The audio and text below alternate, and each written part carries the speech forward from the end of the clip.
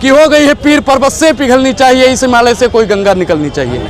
तलवारों के साए पर इतिहास हमारा बनता है, जिस ओर जवानी चलती है उस ओर जवाना चलता है। नमस्कार दोस्तों, मैं अनुराग ओझा में मौजूद हूँ लखनऊ में। लखनऊ से ही लोकसभा की राजनीति भी तय होती है और लखनऊ में ही राहुल गांधी जी की भारत जोड़ो यात्रा महज हमारे पीछे आपको देखने को मिल रही होगी।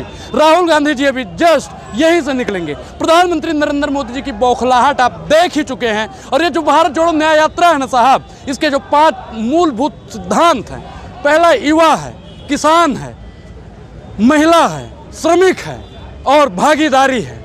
जो इस प्रधानमंत्री नरेंद्र मोदी के 10 साल के कार्यकाल में इन 5 चीज़ों का साहब नाम नहीं लिया गया है। इस देश में साहब किसानों को खालिस्तानी बोलने का अगर किसी ने काम किया है तो वर्तमान सरकार ने किया है। युवा अगर इसकी सरकार में रोजगार मांगता है तो उनके ऊपर लाठी और डंडे बरसाए जाते हैं।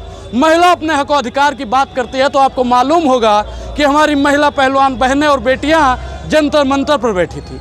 अगर कोई SC ST OBC माइनॉरिटी का लोग अपने हक अधिकार की बात करता है तो आपको मध्य प्रदेश में जो प्रवेश शुक्ला ने किया वो कृत्य को मैं याद दिलाना चाहता हूँ। आपको मैं फिर कहता हूँ कि साहब आप देखिए, और प्रधानमंत्री नरेंद्र मोदी जी आप भी कान खोल कर सुनिए और देखिए भी, ये जो जुमावड़ा लगा है ना साहब, इसमें युवा आया हुआ है क्योंकि वो जानता है कि अगर वर्तमान कांग्रेस की सरकार बनी, राहुल गांधी जी की सरकार बनी तो हमको रोजगार साहब मिलेगा। अगर महिलाएं भी इसमें बहुत ज़्यादा संख्या में आई हो, जानती हैं कि अगर राहुल गांधी की सरकार बनी तो महिलाओं को उनका हक अधिकार मिलेगा। इसमें किसान जाति के भी लोग आए हुए हैं, वो जानते हैं कि अगर वर्तमान सरकार हटी और राहुल गांधी की सरकार बनी तो हमें हमारा MSP मिलेगा। आपको मैं फिर याद दिला दूं कि शंभू बॉर्डर साहब आप चले जाइए, जैसा पड़ोसी मुल्क से कोई दुश्मन आता है तो कटीले तार बिछा दिए जाते हैं, दीवार बना दी जाती है, वैसे ही आज कटीले तार 10-10 इंची की किलियाँ गाड़ दी गई हैं। वर्तमान सरकार किसानों का गला घोटना चाहती है।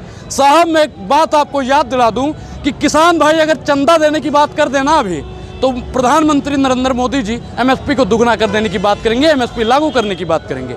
उत्तर प्रदेश में अभी परीक्षा चल रहा था UPP की, 60,244 वैकेंसी निकली थी जिसमें 50 लाख से ज़्यादा युवाओं ने फॉर्म भरा था। 400 रुपये एक फॉर्म की कीमत थी साहब, और परीक्षा लीक हो गई। साहब आप बताइए कि बेईमानी है या नहीं है। वर्तमान सरकार जो आप बताइए कि 50 लाख आवेदन हुआ था और 400 के हिसाब से जोड़ लीजिए, कम से कम अरबों रुपया हुआ। और अरबों रुपए किस चीज़ में खर्च किया जाएगा? 2024 के लोकसभा चुनाव में खर्च किया जाएगा। इसका लेखा जोखा कौन करेगा? अगर आप अपने हक अधिकार की बात करेंगे ना, अगर आप उसका हिसाब पूछ लेंगे ना, तो वर्तमान सरकार आपको फर्जी मुकदमे में फंसा देगी।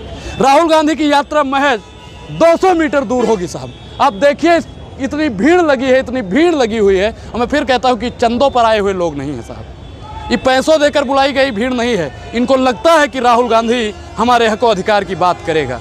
राहुल गांधी आएगा तो आरक्षण पे बात करेगा। राहुल गांधी अगर आएगा तो जो 100 में 90 शोषित है ना साहब, उनकी बात होगी। जो यहाँ पे ऊंच और नीच का जो भेदभाव है ना, जो जातियों का भेदभाव है ना, उन सब की बात होगी। और मैं आपको दावे के साथ में कहता हूँ कि किसानों की बात सबसे अहम है। इस देश में युवा की बात सबसे अहम है, क्योंकि युवा इस देश की रीढ़ की हड्डी है साहब। और अगर रीढ़ की हड्डी कमज़ोर हो गई तो लोकतंत्र कमज़ोर हो जाएगा, और अगर लोकतंत्र कमज़ोर हो गया तो देश खत्म हो जाएगा। मैं आपको फिर याद दिलाऊंगा, मैं आपको ले चलता हूँ 16वीं शताब्दी में। अपना देश साहब एक समय पे गुलाम हुआ करता था, और अपने देशवासियों को कब पता चला कि हमारा देश गुलाम है?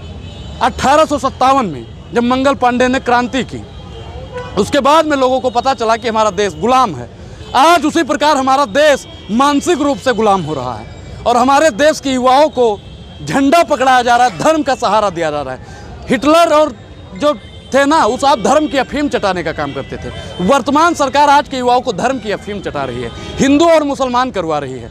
और भगत सिंह जी ने कहा था कि जब तक आप धमाका नहीं करोगे तब तक गूंगी, बहरी और अंधी सरकार के कानों में आवाज़ नहीं जाएगी। तो आज की सरकार है ना साहब, वो गूंगी हो चुकी है, बहरी हो चुकी है।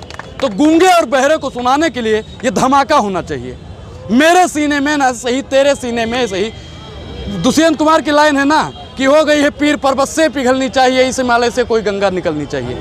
तलवारों के साए पर इतिहास हमारा बनता है, जिस ओर जवानी चलती है उस ओर जवाना चलता है, जिस ओर जवानी चलती है उस ओर जवाना चलता है। आप देख लीजिए साहब इस भीड़ को, यहाँ भी भीड़ है, इधर भी भीड़ है, और इतनी भीड़ की कल्पना साहब आप कर नहीं सकते हैं। और प्रधानमंत्री नरेंद्र मोदी जी, आप सुन लीजिए, कान खोल कर सुन लीजिएगा, यही जनता आपको 24 में मुंह तोड़ कर जवाब देगी। इस पूरी वीडियो पर आपकी क्या प्रतिक्रिया है, अपनी प्रतिक्रिया जरूर दें। और अभी तक आपने हमारे चैनल को ज्वाइन नहीं किया है तो ज्वाइन करना बेहद जरूरी है। अब अनुराग ओझा को दीजिए इजाजत। शुक्रिया, धन्यवाद।